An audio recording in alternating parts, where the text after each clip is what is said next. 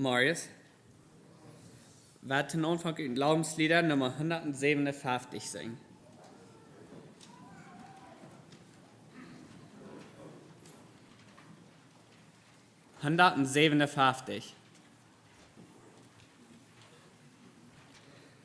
Ich brauch dich alle Zeit, du treuster Freund. Mein banges Herz wird still, mit dir vereint.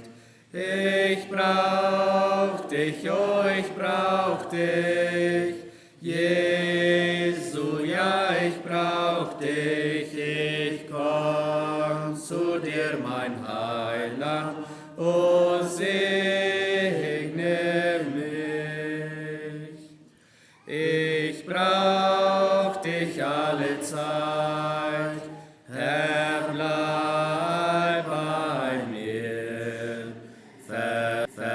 Versuchung kraftlos flieht, bin ich bei dir.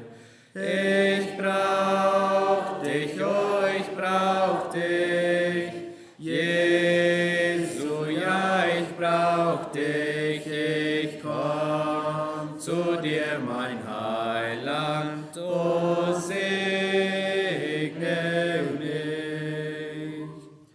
Ich brauch dich alle Zeit, in Freude und Schmerz, denn ohne dich bleibt leer und leer das Herz. Ich brauch dich, oh, ich brauch dich, Jesu, ja, ich brauch dich, ich komm zu dir, mein Heiland, o segne mich. Ich brauch dich alle Zeit, zeig mir den Pfad, den einst dein treuer Fuß gewandelt hat. Ich brauch dich, oh, ich brauch dich, Jesu, ja, ich brauch dich, ich komm zu dir, mein Heiland, o segne mich. Ich brauch dich alle Zeit, dein will ich sein. Du heiliger Menschensohn, ja, dein allein.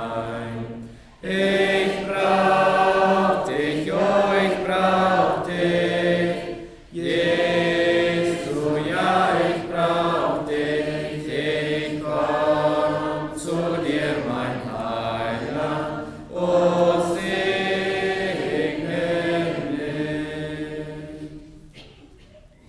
Nummer 126.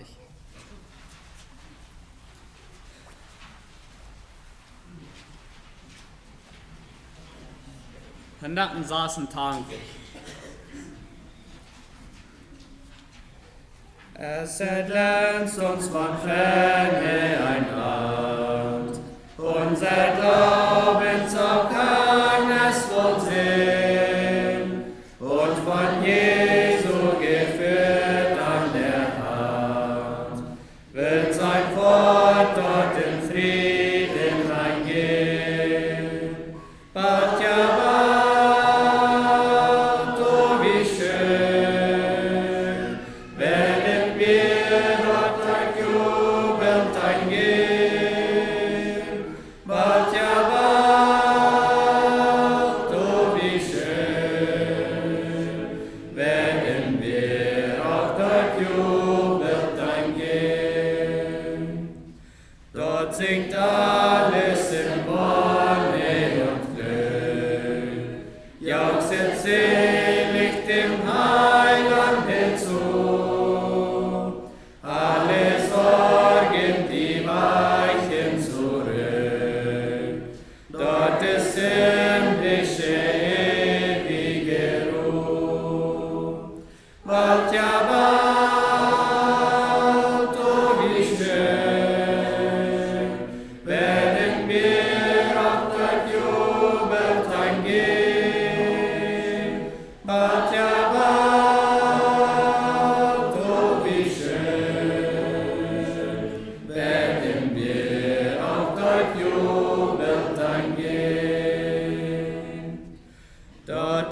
segne uns der Mareschal, die entflammt von dem Heiligen Geist, in Anbetung vor Gottes Altar, seine Liebe uns ohne Hoch preist. Bald ja bald, oh wie schön, werden wir auf dein Jubeltag gehen.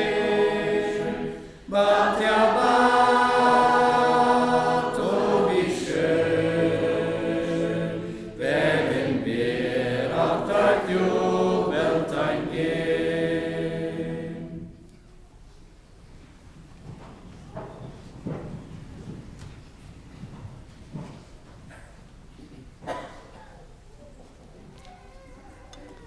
Good morning. Herzlich willkommen, jeder einer von das Morgens hier so an diesem Platz Gemeinschaft zu haben am Wort Gottes. Es kann sein, hier sind Söhne, die sind vielleicht abwesend gewesen und die sind auch nicht hier gewesen und die sind drei. Ich sage hier meine Meinung, wenn meine Augen recht checken, dann sind die Schwester Ebfreisen. Ich sei arm hier. Ich habe ihn lange nicht getroffen und ich sage, ich am hier. Und vielleicht sind da mehr so eine Stei. Und das freut mich, wenn wir drei sind und wir am Platz sind. Und ja, und dann in jeder eine, wer hier erst aus Jas oder hier tust, willkommen hier. Mit uns Taub hier sind, wo Gottes nennt zu kicken.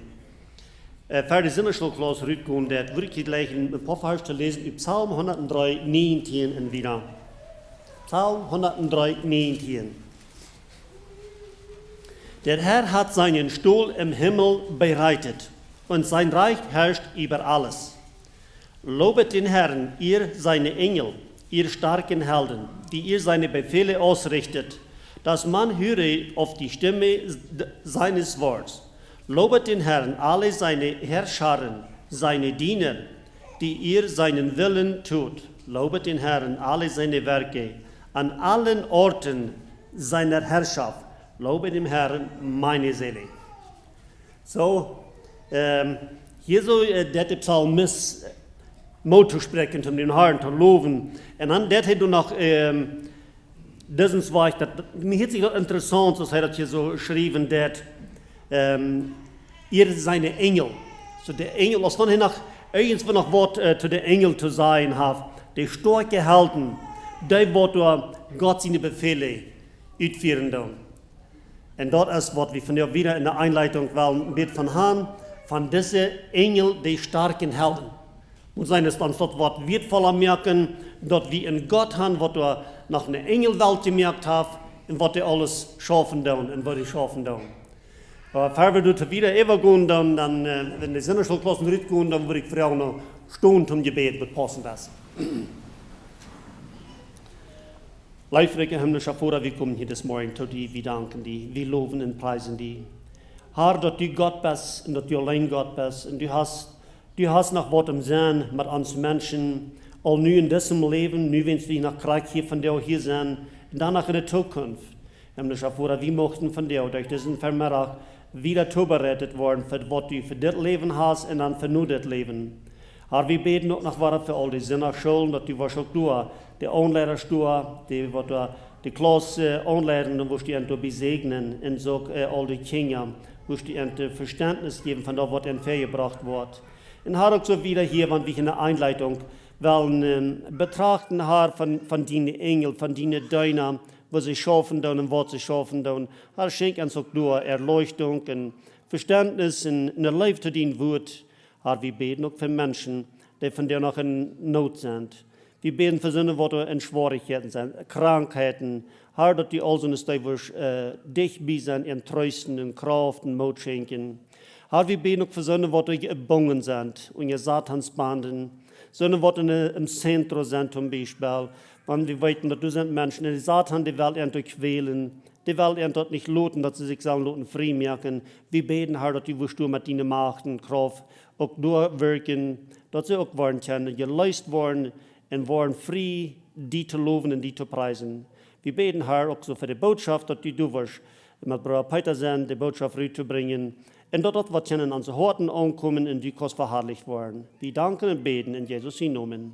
Amen. Darf ihr Platz nehmen?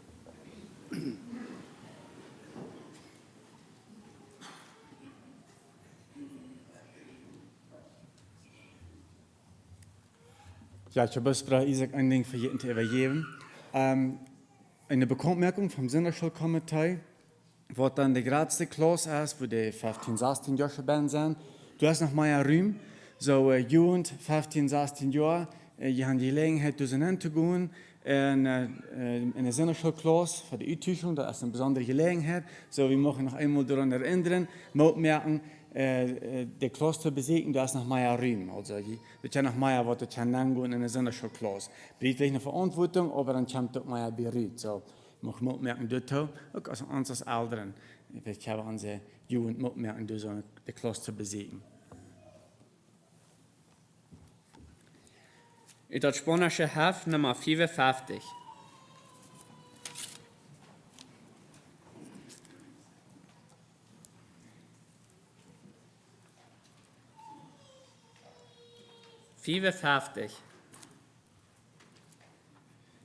Es mi anhelo siempre servirte, y como tú más fiel quiero ser. Yo tengo hambre y sed de justicia, más de tu amor deseo saber.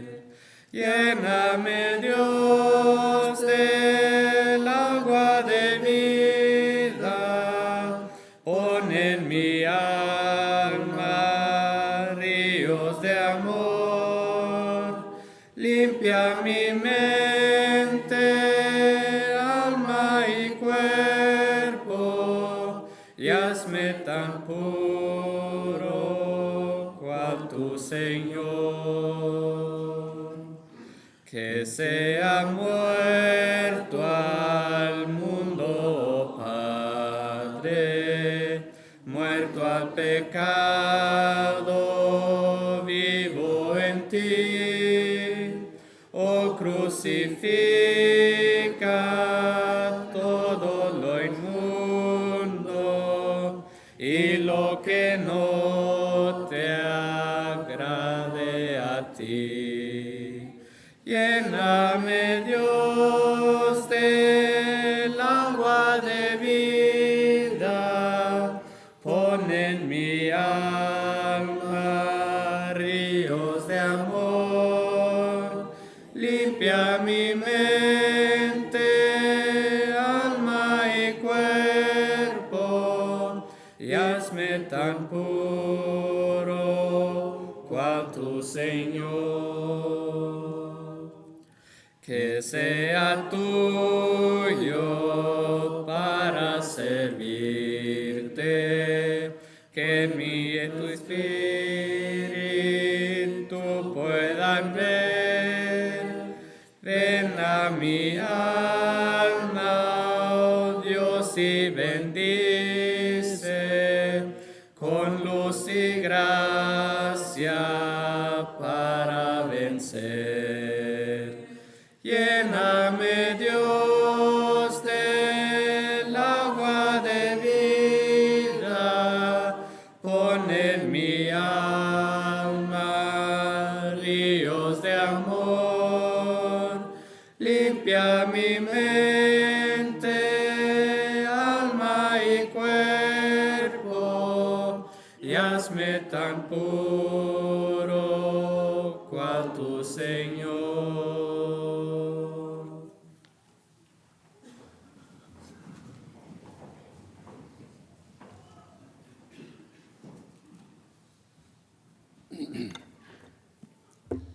Wird voll, zoals we zingen dat niet.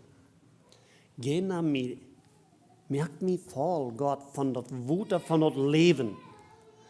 Dat is wat we brokken doen. Dit water van dat leven. En dan, dat we dat dan ook weer rekenen. Dat is werkelijk sehr schön. Und dass Gott uns dann reinigen mag. Mi alma y cuerpo. Mein Sein, mein Denken. Alles rein merken. Weil je reiner wir uns dort lassen merken, von Gott an unseren Sein, ans Gedanken, desto reiner wir uns dort merken lassen, desto klarer können wir vernehmen, was Gott von uns will. Aber wenn du zu viel allerhundet bist, dann können wir gar nicht so reich vernehmen. Das merken wir manchmal nicht. Menschen, wenn das Wort Gottes sehr klar gehört haben, aber die vernehmen das nicht. Das ist wahrscheinlich, wenn du zu viel so bin, als was du viel Rüte waschen. Was du viel Rüte waschen durch das Blut Jesu Christi. Deshalb können sie das nicht vernehmen. Das Wort Gottes sagt uns, der natürliche Mensch, der vernimmt nichts vom Geist Gottes, dann kann sie auch nicht vernehmen von seinem Wort, wenn sie nichts vom Geist Gottes vernehmen dann. Und gedacht an die Engel, was Gott brücken hat, was ich dann lassen hat, dann ist es zum Staunen, wo Gott schaffen hat. Er hat so viele Engel, wir wissen nicht wie viel, aber da eine steht, wo Jesus gefangen genommen wird, damit einmal sehr, er wird schon mehr als 12.000, 12 Legionen Engel beten, dass die würden kommen am Freimerken von diesen Menschen, die am wollen gefangen. Wie viel ist 12 Legionen? Das sind sehr viele Engel. Und er sagt, er wird schon mehr als dort beten. So viele Engel hat Gott, und das sind seine Diener. Das sind seine Diener, und die schaffen. Und wir fingen, wenn wir im Alten Bund lesen, dann fingen wir manchmal, wo die Engel sind nur Menschen gekommen. Einmal noch einem, nächstes Mal am anderen. Und dann gehen wir eben im Neuen Bund, und dann fingen wir da, wir wollen da noch was Schriftstellen anführen, und wo wird fallet erst zu sehen, was diese Engel geschafft haben, wo die in der Trick Gottes tätig gewesen sind, einfach bei der Arbeit gewesen sind. Wir lassen uns hier diesen Vers, lobet den Herrn, ihr seine Engel, ihr starken Helden. Das sind starke Helden, diese Engel. So, wo immer diese Engel werden, auch du beim Grab, du wo die Steine vor dem Grab liegen, wo Jesus im Grab wird. Die Steine, die Kuller, die Wachen, die Engel, die sah sich da boven durch, als wenn er ein Stall wird. So interessant zu beobachten, wo diese Engel geschafft haben. Ich möchte darauf anführen, diese Einleitung hier so von der Engelwelt, dass uns das wird dankbarer merken, dass Gott die Engel gemerkt hat. Dass wir dadurch würden angespornt worden, einfach ab so einem Platz uns zu befinden, wo diese Engel auch waren, Ram ansehen. Eine Geschichte, ich habe mich ein klein bisschen von Worten vertalen, ich wollte nicht sehr umständlich vertalen, aber du hast einen Mann Gottes, der ist wohl in einer Gegend, wo die Menschen sehr kalt daheim leben. Und dann haben die Menschen sich dann vereinigt, sie wollen diesen Mann, den wollen sie überfallen, benachrichtigen und wahrscheinlich auch umbringen. Und die Menschen, die merken sich auch gerade nach, wo das Mann sich dann abholen hat, wahrscheinlich war das bloß ein Zelt gewesen, wo er ist. Und dann kommen sie durch Hand danach und dann sagen sie, dass sein Zelt ist ganz besatt mit einer Armee. Und dann, sie können nicht tun mit diesem Mann nicht. Sie sind ganz machtlos. Und Lothar fragen sie diesen Mann, wo hast du deine Armee, was du hier so ramdi hast diese Nacht? Ich habe keine Armee, sagt das Mann. Ja, sie werden durch was. Sie hatten am Wald überfallen und so wieder. Und das wird ganz besatt, was man Armee. No, sagt das Mann, ich habe keine Armee. Aber was er hat einen lebenden Gott, was er viel Engel hat, was er viel Engel hat, und da wird dann seine Engel daheim gestellt. Ich so, jetzt muss ein klein bisschen Aufmerksamkeit lenken ab, wo Gott muss schaffen. Wo die Menschen, die in dem Platz stehen, wo die will brücken, wo die beschützen wird. Und wir wollen noch was mehr Schriftstellen uns anführen. Wenn wir in der Bibelschule werden, da haben wir auch manches gelehrt über diese Engel, wo sie schaffen, Und mir wird das wirklich sehr wertvoll, wenn wir das durchgehen deuten. Und daraufhin denke ich so, es ist auch wertvoll, wenn wir das hier so öffentlich im Gottesdienst. Die sind nicht alle Bibelschule, die können das nicht alle mitleben, was wir durchlehren können. Und dann, weil wir hier was sein, von dort wieder zu reden. Das wird mal ganz kleine bisschen von dort sein. Gott hat einen großen Trick im Gonen, einen sehr großen Trick. Wir kriegen vielleicht mal ein kleines bisschen von zu sein hier auf Erden.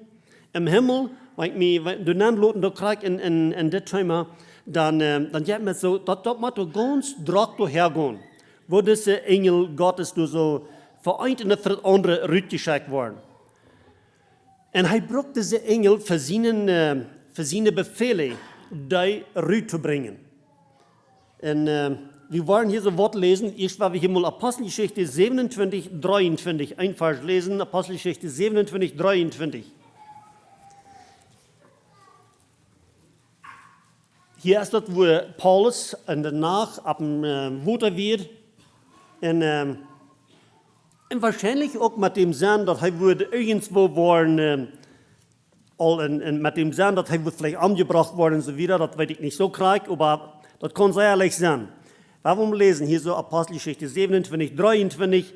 Denn diese Nacht ist bei mir gestanden der Engel Gottes, dass ich bin und dem ich diene. Und sprach, fürchte dich nicht, Paulus, du musst vor dem Kaiser gestellt werden. Und siehe, Gott hat dir geschenkt alle, die mit dir schiffen. Darum, liebe Männer, seid unverzagt, denn ich glaube Gott, es wird also geschehen, wie mir gesagt ist. Hier ging das an, dass wir werden aufwachen ab dem Wuter, und sie werden im Schab, und sie wissen nicht gleich, wo alle utkommen. Und sie dachten, dass sie würden wahrscheinlich alle ankommen. Und Gott, der wisst gleich, was er mit diesem Paulus im Sinn hat. Der hat noch eine große Arbeit für sich. Und er sagt, und er muss vor dem Kaiser gestellt worden. So, und das Engel hat zu ihm gesagt, das Bote Gottes, der hat zu diesem Paulus gesagt, fürchte dich gar nicht. Gott hat dir geschenkt, all die, was mit dir im Schab sind. Und andere wird keiner von denen, was ankommen, aus dem Schab. So, und dann kann Paulus diese Menschen trösten, dass wir wollen alle am Leben bleiben. Das Schab, das ging hier zwei, aber sie bleiben alle am Leben. So, das Bote Gottes, die sind alle wen rein. Wenn der Schreiber lesen, was du überschrieben hast, wir sind hier so ein ganz kleines Port von den Weltall, wo wir hier bei ihr leben. Und du so vielleicht in der Lauf, wo immer wir das wollen, du hast Gott seine Däune. Und er sagt der Rüd, wo kann das Engel so hastig bei hier sein? Na, Gott hat die alle wen reut, die Siege zu führen und die zu beschützen und die zu trösten. Und dann wollen wir hier in Apostelgeschichte 12 was falsch lesen. Und du hast das mit Petrus. Die Gemeinde, die wieder in Not, die Gemeinde hat das schwor. Und sie beten. Die Gemeinde wird schob im Gebet. Petrus wird im Gefängnis. Ich glaube auch, war er mit dem Sinn, dort nächsten Tag oder am kommenden Tag würden sie dem anbringen. Wenn es das sagt, wenn wir hier wollen lesen, Vers 1, Apostelgeschichte 12, Vers 1, du sagst, um diese Zeit legte der König Herodes die Hände an etliche von der Gemeinde, sie zu peinigen. So an etliche von der Gemeinde, so dass das kann, was Brüder sind gewesen, Schwestern vielleicht, und dann über Jakobus, den der da all dort merken, den der da all anbringen mit einem Schwert, sagt das hier so. Und dann, wenn es das so im Vers 3, wenn es das sagt, dass die Juden gefallen hat, was er geschafft hat, dann fuhr er auch wieder, und dann der Petrus, den Leute auch gefangen, und dann, der muss bei uns noch im Gefängnis gebracht worden, wenn das wieder irgendwo eine Zeit, wo sie nicht wurden, dann vielleicht sehr gerecht ausführen und, gesetzlich und so wieder. Aber was reden sie denn in dem Gefängnis nennen? Und dann werden wir lesen, Vers 4 wieder. Da er ihn nun griff, legte er ihn ins Gefängnis und überantwortete ihn 4 Raten, von 4 Kriegsknechte, ihn zu bewahren und gedachte, ihn nach Ostern dem Volk vorzustellen. Und Petrus war zwar im Gefängnis gehalten, aber die Gemeinde betete ohne Aufhören für ihn zu Gott. Und da ihn Herodes wollte vorstellen, in derselben Nacht, schlief Petrus zwischen zwei Kriegsknechte, gebunden mit zwei Ketten, und die Hüter vor der Tür hüteten das Gefängnis. Und siehe, der Engel des Herrn kam daher, und ein Licht schien in den Gemach, und er schlug Petrus an die Seite, weckte ihn und sprach, stehe behende auf, und die Ketten fielen ihm von seinen Händen. Und der Engel sprach zu ihm, gürte dich und tue deine Schuhe an. Und er tat also, und er sprach zu ihm, wirf deinen Mantel um dich und folge mir nach. Sehen wir hier, wo das Engel hier so drauf, wie man diesen Petrus im Gefängnis führen. Petrus hat wieder eine starke Macht. Hij wird da Ketten, hij wird gebunden, hij wird im Gefängnis, wo sie nicht gewarnt werden, dass die große Verrückt können. Und ich kam hier so war ein starker Held Gottes. So wie ich im Psalm 103 lesen dein. Ihr starke Helden. Hier kam bloß einer von denen. Ich kam hier so im Gefängnis nennen, wo Petrus vielleicht erst am Schluck gewasst. Und dann wird er den mit umboxen. Und dann sagt er, schwinn ab. Und er stund ab. Und die Ketten, die fallen von hin. Alles das wird, die menschliche Macht, die wird ganz groß angewandt bei dem Petrus. Bloß das ein Engel, der kam dahin. Alles voll los. Das menschliche Fall alle weg. Und dann Petrus, der bloß krieg, was das Engel am sehen. Ich stod ab, er stand ab. Zweitens, da die Show an, er dort. Und drittens, er soll seinen Mantel, seinen Everrock, er soll den nehmen und er dort. Und dann sagt er, nu komm und folg mir nun. Petrus, der ging aus dem Gefängnis, durch eine der und durch der andere der. Du wirst kein Gegenstand. Ihr starken Helden. Das sind Gott seine Döner. Das sind so die Schaffen dann. Und dort ist es Gott schaffen hat. Und mir ist dort wirklich sehr wertvoll. In Hebräer 1, Vers 14, da finden wir, dass die Engel, die dann, das sind Döner Gottes. Das sind die, die du vor allem schaffen dann. Und sie freuen sich über Gott sein Recht, wo das Pferd weggehen wird. Und wir fingen das in Lukas 2, da fingen wir dort, wo Jesus soll geboren werden. Und dann, okay, wir weten dort all, dort nachdem wir nach einer Verheitung wir dann wieder ein Engel, was das kam ankündigen. Und dann, wenn es ist geboren wird, wenn Jesus ist geboren wird, dann kam da auch Engel nur der Herz. Ich einmal Wortengel. Und dann können sie diese Botschaft so anbringen. Und dann, wenn es dort ist durch wird, dann meist wird es dann wieder eine himmlische Herrscher. So, die Engel, die freuen sich für diese Botschaft. Die Engel, die freuen sich, dass sie das können rütteln. Wir fingen nun nicht, dass so ein Engel sich gewehrt hat. Diese Botschaft rütteln. Das ist wie manchmal da, nicht? Wie manchmal wir wehren uns. Wir würden noch sagen, wir haben diese Friede im Horten erfahren und so weiter. Aber der Engel, die Geburt Jesu, der wird reich gesagt gar nicht, der ging ruhig an den Engel. Wegen der Engel, die werden bei Gott. Der ging an den Menschen. Und der Engel, der hat sich wahrscheinlich gefreut, dass die Menschen diese Botschaft bringen. Jünd ist ein Heiland geboren. Nicht für jünd Radung, nicht für jünd Erlösung, nicht für jünd ein offener Weg, nur erst für jünd sozusagen ein Anweichgebiet bei der Hall, dass man nicht in der Hall kommen. Der hat eine sehr wertvolle Botschaft gehabt, wieder zu bringen. Und von der haben wir diese. Von der haben wir diese wertvolle Botschaft. Und ich kann wiederbringen. Und ich kann wieder Menschen sein, die brauchst nicht verloren gehen. Wie kann Menschen sein, du hast ein Wachgebiet, du hast eine Breigebiet.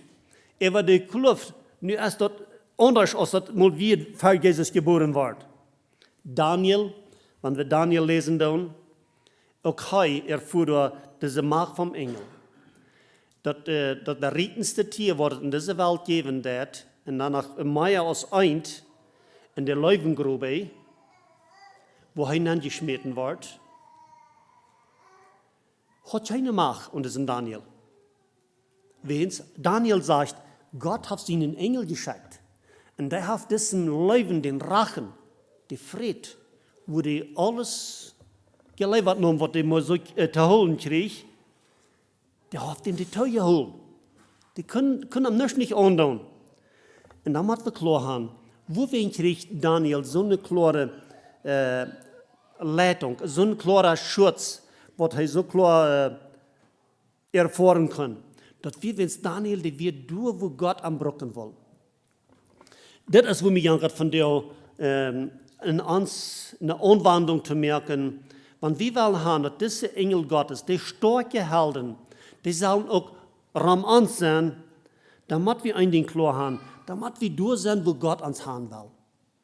Wir können nicht irgendwas sein, wo Gott vielleicht einen Abscheu hat, wo er vielleicht ein Gräuel hat, wo wir uns befinden. Dann haben wir nicht, ich finde da nicht zu sein, dass er dann wird uns beschützen, so sei das, wenn wir durch sein, wo er will, haben wir sollen sein.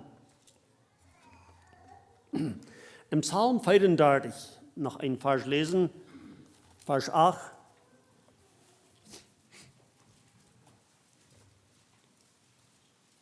Hier so sagt der Psalmist diesen Zweig, wenn es heute im Herrn anrufen deit, wo der am geholfen hat und so wieder. Und so das hier auch von dir. Von dir sind Menschen, die sind in eine jämmerliche Gebungenheit. Vielleicht unter Menschen, vielleicht in Gruppen von Menschen sind sie gebunden. Und sie haben Angst. Ich kann mal nicht mutig sein. Dort, sie sagen, wenn ich von der Gruppe los will, dann kostet mir das Leben.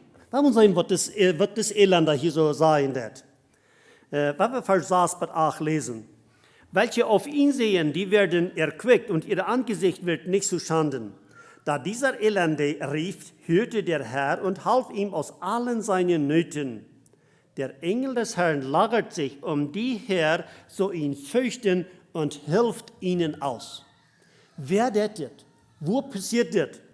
Du, wenn es das Elende ropen deit, du, wenn wir ropen dann zu Gott, dann hast du so eine Macht, was du dann sich zu uns nehmen det.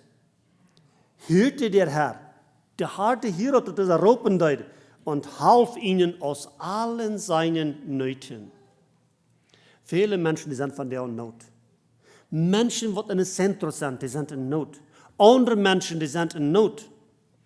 Viele Menschen sind gleich im Zentrum, die sind auch in Not. Und wenn die Gott anrufen dann und halft ihnen aus allen seinen Nöten, nicht von Adlichen, von all den Not kann der Herr helfen.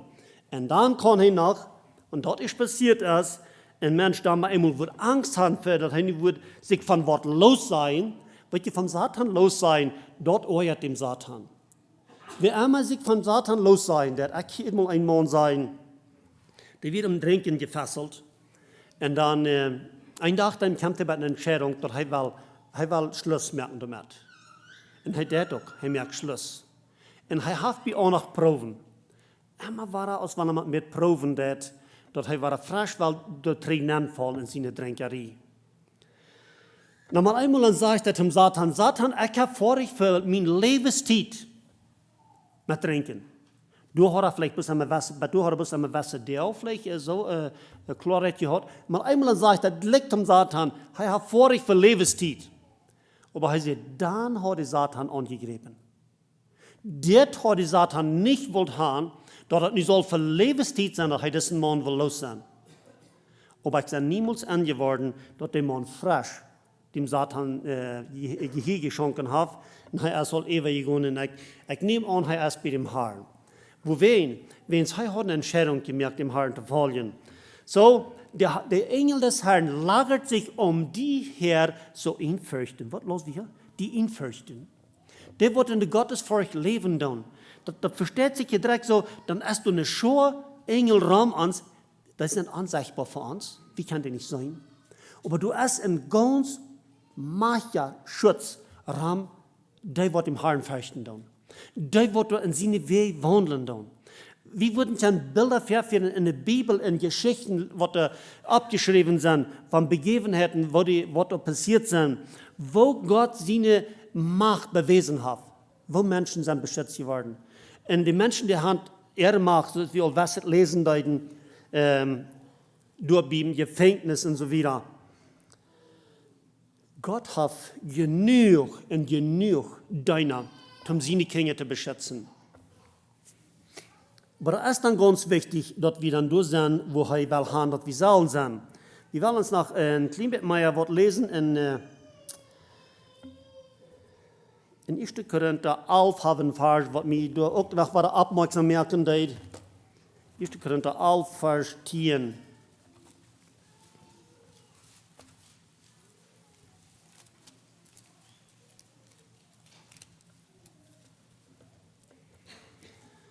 Ich weet niet, Jezus gaat dat wordt het vielleicht zijn, dat was het aan de fruus en dat gaat ook aan de mannen. Jezus gaat het aan de fruus, wat er hoofdbedekkung naar de Bibel nog brokken doen. Zegt het ook zoals dit, Vers 10. Daarom zal das Weib eine Macht auf dem Haupt haben, der Engel willen. Nou, wat gaat het hier aan de Engel? Wat gaat het hier in deze einen Vers aan de Engel? Zesteren, denk je nog mal even.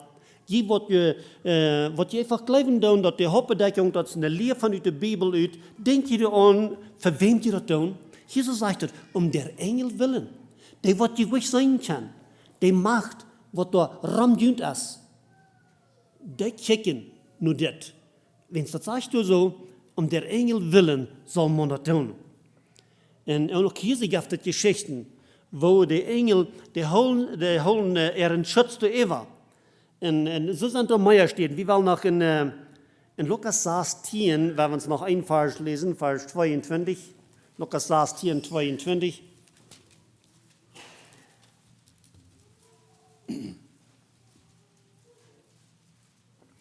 Was hat der Engel hier von der abgo? Hier sind wir dort, wo der Rechte und der arme Mann, die starben alle beide. Und die werden aber von verschiedenen Menschen sozusagen bedeutet. Vers 22 sagt, und es begab sich aber, dass der Arme starb und war getragen von den Engeln in Abrahams Schoß. Was hat der Engel hier mit diesem armen Mann zu tun? Bei den reichen Mann fingen wir nicht, dass die Engel da irgendeine Abgabe ausgefällt haben. Aber bei den armen Mann, wenn er wird, nehme ich an, nur was das geschrieben wird, er wird durch, wo Gott am haben will. Und er glaubt an Gott. Und die Engel, die trugen in Abrahams Schoß. So eine Abgabe hat der Engel. Und so hat er noch viele mehr. Wenn wir in Kapitel 15, Lukas 15, 10, haben wir auch einen Vers. Und das interessiert mich auch besonders sehr. Und das kann von der für einen den anderen in Erfüllung gehen. Wenn einmal von der jemand so viel, er soll gleich von der sein Leben Gott übergeben, das waren die Engel anwaren im Himmel. Das war hier sein. Lukas 15, 10. Also auch sage ich, wird Freude sein für den Engel Gottes über einen Sünder, der Buße tut. So die Engel, die morgen dort, was immer du so im Reich Gottes angehen wird. Wenn du ein Mensch tot kommst, wenn du eine Säule tot kommen wird, to Gott sein Reich, die Engel im Himmel, die freien sich. Und wer weiß, was von Gesang? Du geben das im Himmel, wenn du nur ein Sünder. Der wählt sich von der Dreck des Teufels zu der Dreck Gottes überzugehen. Das gibt eine Freiheit im Himmel. Das gibt einen Gesang, nehme ich an. Ich mag noch ein Vers lesen aus Matthäus 13, 47, ja, ein paar Vers da. Matthäus 13, 47.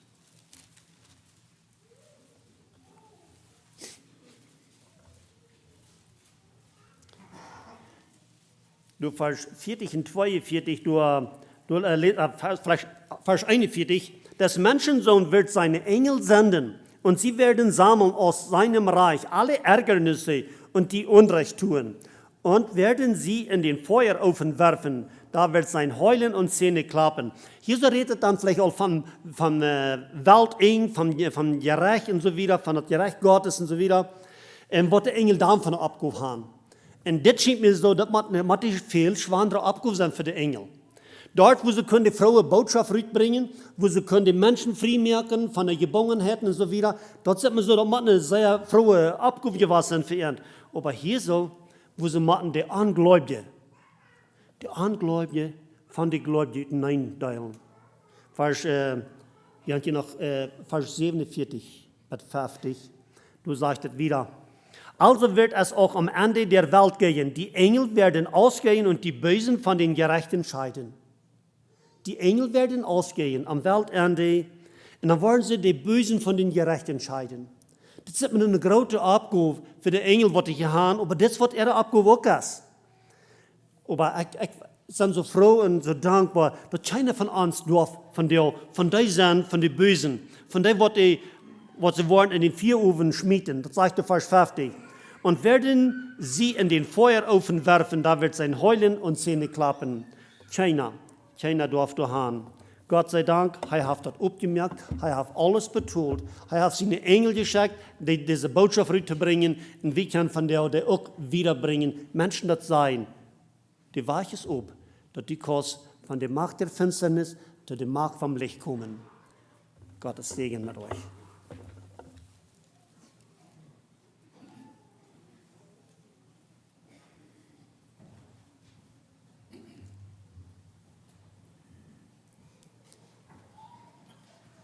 Nummer 564.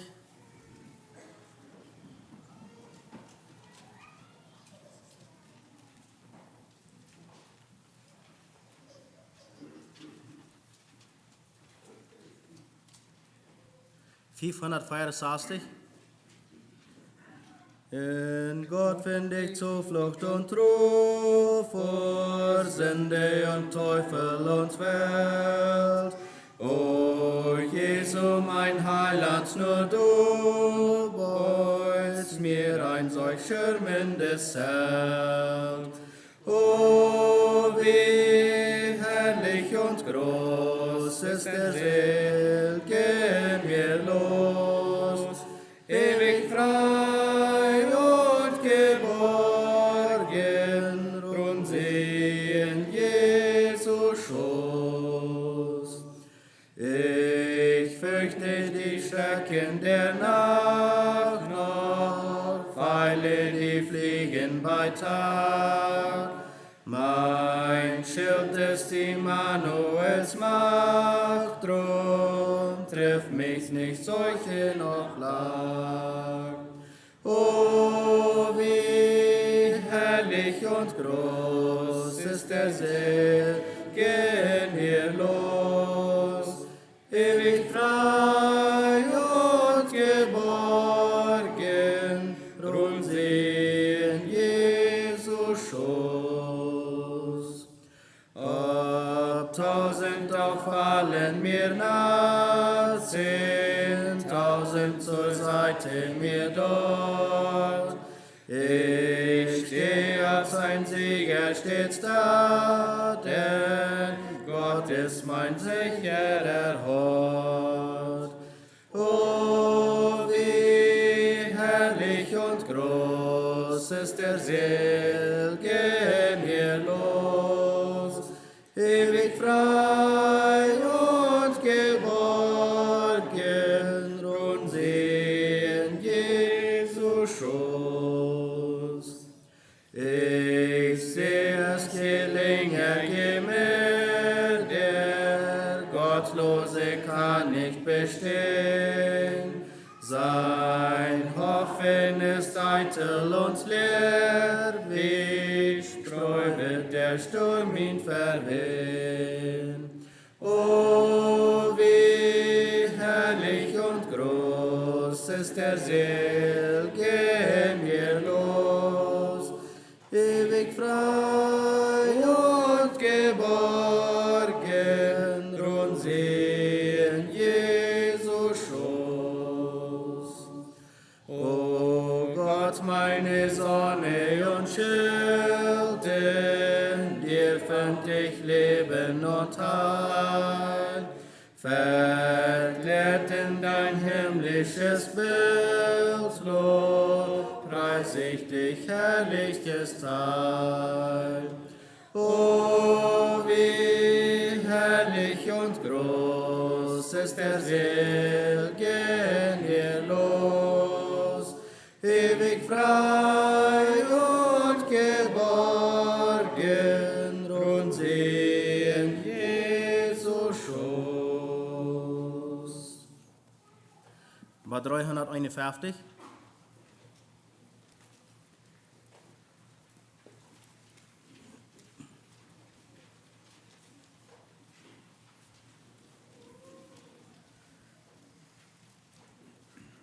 351.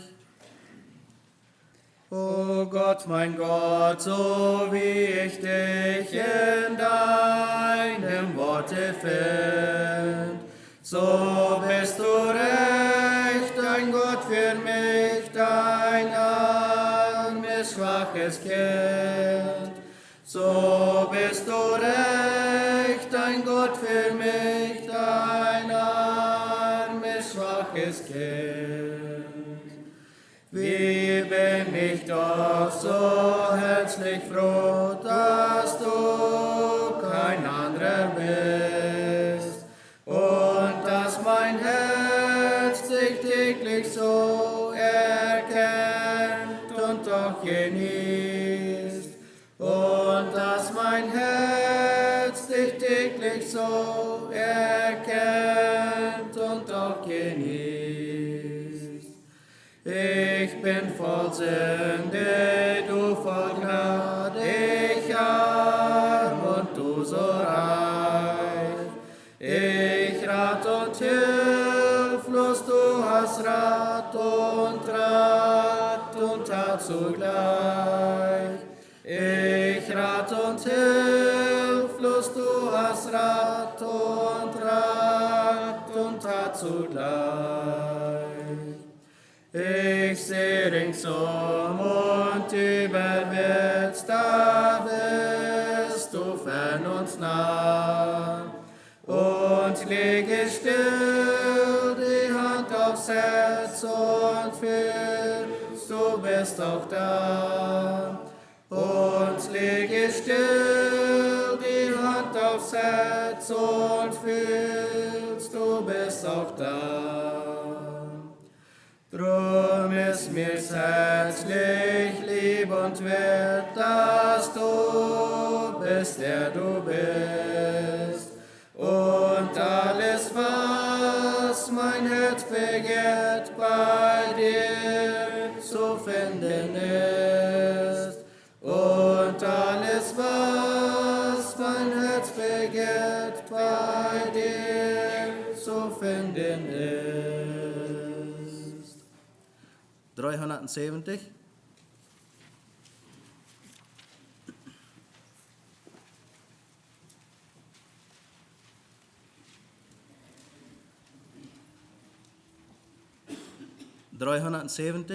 Wordt het passend als vrij kunnen afstand toen het lied zingen.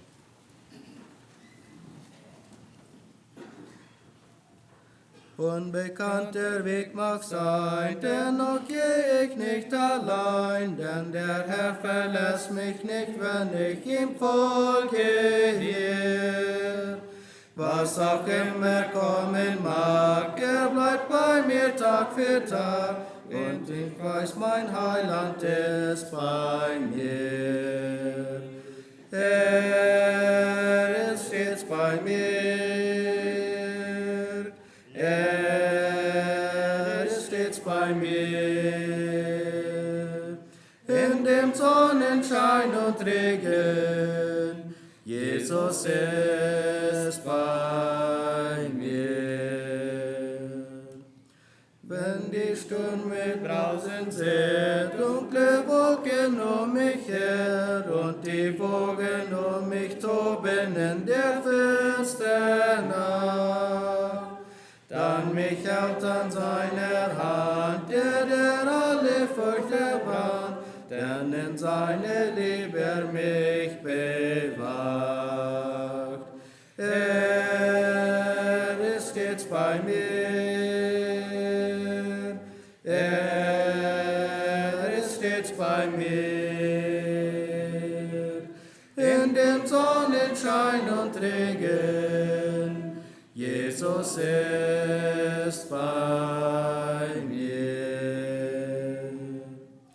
Wenn die Sorgen dieser Welt dich wie Nebel mich befällt, wenn die ganze Heldenmacht auf meine Seele umgeht, dann höre ich die Stimme des Herrn, sage Trost, ich bin nicht fern, sehe doch, wie sehr er dich geliebt. Er ist stets bei mir.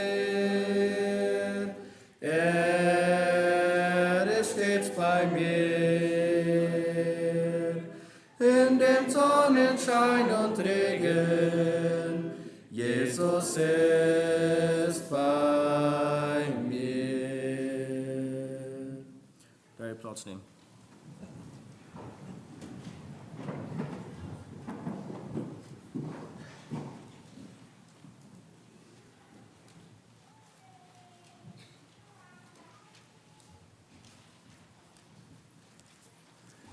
Gut, wir nehmen uns Bulletin. Wir sind hier so in Westental als Brian Friesen von der Botschaft. So wie das ich weiß, das bis heute. Und erstens ein von den Sonntagsschullehrer, dass die dürfen um Gottesdienst in Büch holen für die nächsten 3 Monate. So bitte schön, Sonntagsschullehrer schult in Büch so zum Reisen für nächsten Sonntag. Erstens, von der Klock 2 Nummer, dann ist du so Jugend, was sich vertrafen hier bei der Kirche. Und sie merken gerade zum Traktate vor ein Utteilen. Die Basenstunde all. Und ich freue mich für diesen Dienst, was sie wollen tun. So, ich wünsche Ihnen Gott das sehen beim Traktaten Utteilen von der Klock 2 trafen sich hier bei der Kirche. Zweitens, montagsmorgens der Andacht, Buberklassen, über den Peitag, kampotieren und ungeklassen bei Edwin Ent, Campo Hananzas. Drittens, Montag Service, dann wird die Jugend in Morelos bei der Versammlung, bei der Evangelisation, was da ist, wollen wir so singen. So, ich habe Ihnen einen kleinen Tick gefragt. Ist das bestimmt oder wird das Leute bestimmt? Brauchen Sie das nicht? Oder 7:15 dazu oder hier? Dazu. In Morelos 7:15. Okay, morgen tot Jugend zum diese singen. Viertens, Dienstag, Klock 7, sowas als Dirigentenkurs war. Fünftens, am Mittwoch, Klock 8, sowas als Singstunde. Also, da singen und ein bisschen mal wenig von Thema. Sechstens, Donnerstag, Klock 8, sowas als Chorübung. Siebtens, Freitag, Klock 8, sowas als Jugendchor. En Sinnund, Klock 7 morgens, als eine Ansprache von Mana. So, Mana und Jünglinge, so, alle Dute Eilo, Klock 7 morgens. Neuntens hier so, ein Brutpaar, als von der Viertelstall, Johnny Hiebert und Anna Dick. Also, das ist ein Kinder von Geschwister Knalls Hiebert von 53, Santa Clara, und Johann Dicken, Neonleo. So, sie wollen einen Weg wieder Chas führen und wir vereint beten um eine glückliche Ehe. Zehntens, der Almosen von Feiersinner sind 18.350 Peso und $465. Und dann noch mehrere Dinge, was nicht sind abgekommen. Und erst, was ich übersehen habe, das ist das Christian Aid Ministries Blatt, das Monatsblatt von CAM, das ist dort zu nehmen. So, da wird ein bisschen hingetragen, nehmt ihn durch das frische Blatt für die Geschichten, die diese Buben sind. Nächstens, der Imanschul, der wird hier war in Scheinfeld sein, zwei Weg wieder, ne, geht in den Weg wieder. Ja, nur der halbe Tag, dann fängt die Imanschul an. Und wir haben die Gelegenheit, hier so von verschiedenen Städten Schüler zu haben. Das muss im Sinne von Camello, auch im Sinne von Durango. Und ich weiß nicht von wo noch. Und nu habt ihr die Gelegenheit für was mit mir alles. Und vielleicht auch noch für ein Junge und ein paar Jungs im Haus zu haben. Und dann zu nehmen, dass ich hier zur Imanschule gehen. So, hast du jemand, der so gut Rühm haben, für ein paar Milliarden von Camello, das ist nicht steht, und ein Jung von Durango. So dass die Gelegenheit, wenn du so wer Rühm hast, oder noch die bei ein Tüß haben, für diesen einen Monat, dann bitte mal dient. Und Bruder Herrn Wolf hat es eingestellt für die Imanschule hier so für Scheinfeld. So, Maltin und Bruder Herrn Wolf, ja, von Nummer schwingt du dann auch leicht, und gesagt, dann behaltet ihr vielleicht doch nicht. So, ich Malten und Arm. Nächstens, die Schwester Tina Fair von 102,5. Sie hat eine Nierentransplantation, also hat die Niere wird angesagt. en vaart wat je loten dat zo nu in het hand weer. En zij vrouwen om vuurbetten, de zesde Marietje Foen naam en vroeg om vuurbetten. De dokter zijn er, als koud uitgevallen, die niet zaten. En aber zij is nog in de therapie en dat drukt nog maar bloot. Zij kan nog niet met haar reden. Zo waar we verarbeiden dat alles mag goed weer uitvallen en uitheilen. De zesde Tina, für ein Team. Gut, und als nächstes sage ich euch, wir können die Wiederkunft Jesu nicht berechnen, aber wir sollten alle Zeit mit ihr rechnen. Wegen Matthäus 24 sagt, darum wachet, denn ihr wisset nicht, welche Stunde euer Herr kommen wird. Hast du noch was über sagen? John, hast du Cameo hier vorne? Okay, gut, so. Die Schwester John Ungerstein, Cameo hier vorne, dass wir weiten, wo sie von der dann sehen. Okay, wir haben dann die Botschaft von Brot heute. Das sehen.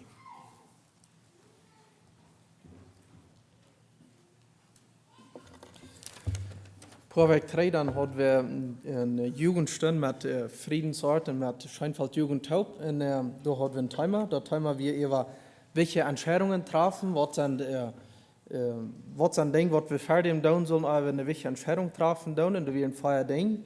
Dann meint wir, dass wir Zeit nehmen tun, dass wir nicht überstehende Entscheidung treffen tun, eine welche Entscheidung. Zweitens wieder, dass wir ältere Menschen nur gut fragen tun. Drittens wieder, dass wir jüngere Menschen nur gut fragen tun. Und viertens wieder, dass wir dem Herrn nur gut fragen tun. Und ich habe jedoch von der einfach eine Verse mit so einer Fortsetzung von dort merken, krieg über den letzten Punkt dort, dem Herrn nur gut fragen. Wo da wir dort, wenn wir dem Herrn nur gut fragen, über eine Entscheidung, die wir treffen wollen, wo können wir sie wollen erkennen? Na, wir wollen sagen, wir beten über die Sache, und wir kicken in die Bibel, fangen wir was in der Bibel über geschrieben, und du sind aber Dinge in der Bibel nicht konkret geschrieben, über wo wir wollen Entscheidungen über treffen, und wo können wir dann Gott sehen wollen erkennen? Du hast von dir Timer das nachdenkt, wie kann ein Gläubiger den Willen Gottes erkennen? In der Schrift steht dort, wenn wir uns Römer 12, Vers 1 bis 2 nehmen, und dann wollen wir vielleicht noch ein paar Schrift stehen dort nehmen. Aber das als Haupttext wäre Römer 12, Vers 1 bis 2. Und so bekommt er Vers, dass ja an Paulus der hat in den Römerbrief hat die Gläubigen in Rom hat den Heilsplan Gottes so ausführlich erklärt, dass sie Krieg verstehen können, wo die Radung ist, wo kommt das Volk Israel zu stehen, wo kommen die Juden zu stehen. Und er hat in den Heilsplan klar erklärt, was da nu wieder, was sollen sie da nu wieder da? Nu sagt er in Römer 12, Vers 1 bis 2. Ich ermahne euch nun, liebe Brüder, durch die Barmherzigkeit Gottes, dass ihr eure Leiber begebet zum Opfer, das da lebendig, heilig und Gott wohlgefällig sei, welches sei euer vernünftiger Gottesdienst. Und stellt euch nicht dieser Welt gleich, sondern verändert euch durch Erneuerung eures Sinnes, auf dass ihr prüfen möget, welches da sei der gute, wohlgefällige und vollkommene Gottes Wille. Okay, und wem hat Paulus hier geschrieben? So, ja klar, er sagt, ich ermahne, er will entmut merken, liebe Brüder. Das geht nicht bloß um Gläubige, was er hier geschrieben hat. Von der geht es um, wo kann Gläubige den Willen Gottes für ihr Leben wieder erkennen. Ungläubige für die Willen Gottes ist so klar und einfach. Was will Gott für die Ungläubige? Dass sich bekehren. Das sage ich, das ist der Wille Gottes, dass nicht ein Mensch verloren wird, sondern dass sie alle zur Erkenntnis der Wahrheit kommen und dass sie alle gerat werden. Also für einen Ungläubigen, der Willen Gottes ist so einfach in klar durchgelegt. Dass man Buße hat über sein Leben und Jesus am Glauben annimmt. Das ist der Willen Gottes für die Ungläubigen. Aber für die Gläubigen, für die wahre Geborenen, sollen wir hier so, dort, was Gott sein Willen ist, wo wir den prüfen können. Und Nummer 1, was ist das erste wichtig zu erkennen? Ich will hier 5 Dinge mitnehmen aus dieser Bettfahrt. Und das erste, das Wichtige davon ist, dass du im Bewusstsein ist, dass Gott für jedem einen von uns einen Plan hat, einen Willen hat. Das muss das erste sein. Wir müssen uns ganz bewusst sein, dass Gott ganz konkret für mich einen Plan hat. Was seht ihr? Das sagt, welches da sei der gute, wohlgefällige und vollkommene Gottes Wille. Die Frau steht hier gleich, aus Gott einen Willen für mich hat oder nicht. Das steht hier bloß die Frau, wo kann ich ausfinden, wo Gott sein Willen für mein Leben ist. Aber dort ein Willen ist, das ist ganz klar. Gott hat ganz bestimmt für mich einen Plan, für mein Leben und auch für dein Leben. Und was wird wir dort nach? Ein ist, warum ist es so, wenn Mensch sich bekehrt, dass der Herr hat euch in die Sinnen verjeft hat, müsst ihr hier rat. Warum nimmt Gott ihn nicht bloß einfach hier von der Welt weg und dann in den Haus nehmen? Vorrecht, wird ja das Allerschönste sein. Dort ist wenigstens der Herr hat noch einen Willen für sein Leben. Uns Leben ist nicht so, dass wir eine Sorte sparen, der hat so die Span, der merkt, ein Spaneweb ist so nass mit von Spaneweb, dann sind alle junge Span, die sind alle Bären in das Spaneweb, und das ist so leicht, dass wenn es einmal Wind geben wird, das wird mehr, und das kann hunderte oder vielleicht sogar tausende Kilometer weit werden, irgendwo kann das landen, auf einer Insel vielleicht, hat kein Ziel nicht dort, aber das kommt irgendwo hin, und dann kommt das drauf, und dann du verspreiten die Span sich, so verspreiten diese Span sich. Also das ist ein bisschen zielloses Schweben an dieser Welt. In so einem Leben ist uns Christenleben nicht. Das ist nicht bloß ein zielloses Schweben an dieser Welt, wo man sein würde, alle was zu Stunden kommen. Der Herr hat einen ganz gezielten Plan mit meinem Leben. In der nächsten Welt wird noch der Herr sagt, dass er kann jeder Haar, was von uns Kopf fallen wird. Er teilt alle Thronen, was wir verjeiten tun. Er kennt all unsere Gedanken. Er weiß, wann wir abstehen und wann wir an den Stuhl saßen tun. All diese Einzelheiten, die sind am alle bewusst. Also, wenn der Herr sich so persönlich für mein Leben interessieren wird, wo glaube ich, habe ich dann nicht einen ganz konkreten, ganz gezielten Plan für mein Leben. Also, das ist das Erste, dass wir das näher weiten, dass Jeff und Willen Gottes für mein Leben. Wenn ich das einmal näher weiten darf, dann kann ich begeistert werden, den Willen Gottes auszufinden. Das wird hier diesen Vers das wird gleich Jeff das in Willen oder nicht, das wird zu prüfen, bloß wo der ist für mein Leben. Wir waren 2 Jungs am Wutter, fasten alle beide. Und haben eine Zeit lang gefasst und fingen bis nicht. Und einmal ist da eine Eier durch und sagt, ach, hier sind auch mal keine Fisch an dieser Leckbär nicht. Er lässt seine Angel durchlegen und die hat ein Boot an der Level. Und der andere bleibt da saßen und Fisch da. Und auf einmal hier ist er da im Boot, hier hat er den anderen Utrap und sagt, hey, ich kann Fisch gekriegt. Ich habe da Hand gerannt, feiner Black Bass, ein 5 Pfund Black Bass hat er aus der Lecker geholt. Da wird das andere, du sind doch Fisch an der Leck. Nu wird er das nehmen. Er setzt sich vor den Stuhl und fängt weiter unter Fischen. Also er muss einmal näher weit noch der Fisch in der Leck werden. Da wird er begeistert, er auch zu gerieten. Und so ist das mit uns auch. Wir müssen uns einmal bewusst werden, Gott hat einen ganz konkreten Plan. Das hat im Himmel einen ganz korrekten Blueprint ausgeschrieben, über mein Leben, was der Herr geplant hat, und über dein Leben. Und so abgehoben ist dort auszufinden, was das Plan ist. Und so wie du über begeistert, dort auszufinden, was Gott sein Plan mit meinem Leben ist. Er will wir auf irgend von uns Leben zurückkicken, und nicht haben ausgefangen, was Gott wirklich für einen Plan, was ihn wollen wir für mein Leben, weil wir du mit der Friede anstellen. Wo wir vor dem Richterstuhl Christi stehen, wenn der Herr wird auf einmal uns den Plan verleihen, was er mit uns Leben hat. Wir haben aber wirklich ausgefangen, was das wir. Da wo wir Kopf drauf hängen und uns beschämt, wo wir durchstehen, weil wir dort nicht haben ausgefangen. Also das Erste ist, dass wir einmal begeistert darüber werden und dass uns bewusst sind, dass Jeff einen ganz gezielten Plan Gottes für mein Leben. Das Zweite, was der zum Gott sein Willen erkennen, das ist, dass wir eine rechte Einstellung Gott gegenüber haben, Gott sein Willen gegenüber haben. Das sagt hier, dass Vers 2 sagt das, sondern verändert euch durch Erneuerung eures Sinnes, auf das ihr prüfen möget. Also in nie sein, in nie verlangt haben, eine rechte Einstellung Gott gegenüber, was wir haben. Das schafft nicht, ist dort, dass wir bloß auf einmal einfach nicht hier Gott seinen Plan, weil mal utfängt, was er ist für mein Leben, dann mal utfängt, ob ich das tun will oder nicht. Wenn ein Polit, ich kann das so erlesen, ist dort, dass einer von den Polit sagt dem anderen, hey, was für mich in Gefallen tun? Wer sagt von uns dann, oh ja, das Gieren, was ist das? Sagen wir nicht, wollen nicht einmal die Erste, na, was ist das, was die tun was haben? Oder dann sagt der Partner, was die will die tun haben, oh ja, da wollte ich das tun. Wir wollen einmal erst weiten, was er von mir verlangt hat, und dann will ich entscheiden, ob ich das tun will oder nicht. So ich habe dem Herrn nicht begegnen, nicht. Dem Herrn, der wir kriegt umgedreht. Wir sagen, ich will tun, was immer du was haben, sei mir bloß, was dein Willen ist. Sei wir das? Wenn wir nicht diese Einstellung dem Herrn gegenüber haben, dann wird er uns nicht sein Willen nicht offenbaren. Nicht. Der Herr will erst das Ja-Wort von uns haben. Dann will er uns sein Willen offenbaren. Wir können nicht bis neugierig sein, was ist Gott sein Willen für uns, und dann können wir entscheiden, ob ich will oder nicht. Das hat Jesus auch in Johannes 7, Vers 17 sagt, hey, Jesus antwortete ihnen und sprach, meine Lehre ist nicht mein, sondern das, der mich gesandt hat. So jemand will das Willen tun, wenn jemand will den Willen tun, der wird inne werden, ob diese Lehre von Gott sei oder ob ich von mir selbst rede. Wer wird Gott seine Lehre kennenlernen kann, Gott seinen Willen kennenlernen, der reut erst den Willen zu tun. Wir müssen erst reut sein, Gott seinen Willen zu tun, und dann offenbart er uns seinen Willen. Aber das ist ein riesiger Weg, nicht? Was uns mit Angst über. Nicht zu Gott sein, ich will tun, was immer du was wollen haben, wies mir bloß, was das ist. Dann kriegen wir Angst, nicht? Seid wir reut dafür? Aber wenn wir dort nicht reut dafür sind in der Wirklichkeit, was von großes Gott vertrauen haben wir dann? Wo vertrauen wir unseren Herrn dann? Also, du musst probiert zu sein, Ich kann direkt vertrauen auf mich selbst, dass ich selbst mein Leben planen war, wo das aufhören war. Und es steht, dass ich dem Herrn vertrauen, dass der ganz Gott um eng von meinem Leben checken kann. Ich kann nicht eine Stunde vorab checken, was mit meinem Leben aufhören wird. Und ich vertraue mich selbst mal, mein Leben zu ran, aus dem Herrn, der mein Leben länger sein kann. Das ist in Wirklichkeit, was das ist. Aber boven wir da nicht Angst haben, wenn wir dem Herrn wollen sagen, ich will tun, was immer du was haben, dass die uns alles für was nachfühlen, was uns was die in uns sind. Nicht, wenn wir wirklich unsere Nieren sind, die kriegen haben, wenn wir Nieren sind haben, das sage ich hier, Erneuerung eures Sinnes. Wenn wir Nieren sind haben, da wird uns sein, in dem Herrn sein, das wird taub sterben, das wird taub posten. Da wird uns das gleich in uns sein nicht. Da lesen wir auch in Psalm 37, Vers 4, aber 5 sagt es, habe deine Lust am Herrn. Das ist nie sein. Wenn du die Lust am Herrn hast, der wird dir geben, was dein Herz wünscht. Merkt ihr das? Dem Herrn sein Willen in mein Hort, da wird taub posten, da wird taub schmelzen. Das sagt du, der wird dir geben, was dein Herz wünscht. Befiehl dem Herrn deine Wege. Übergib dem Herrn deine Wege.